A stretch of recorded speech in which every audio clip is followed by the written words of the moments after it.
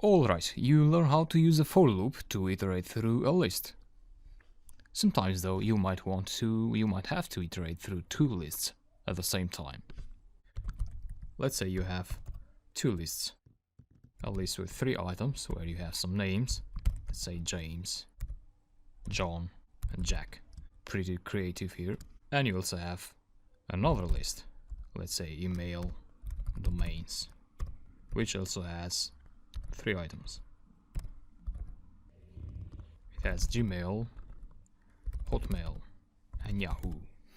If you'd like to apply the same operation to the items of both lists, you'd use the for loop in a slightly different way. So everything starts with the for keyword, and here you'd have to pass 2 variables, let's say the variable I and the variable j. So for I, j in, and you'd use the zip function here, and there is where you put the names of your lists, email domains. That's it.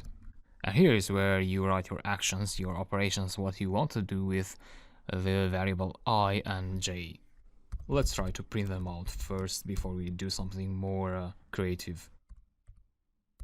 So this is how you print 2 variables at the same time.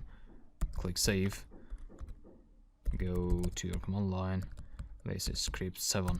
And so you get both the item of the first list and the item of the second list.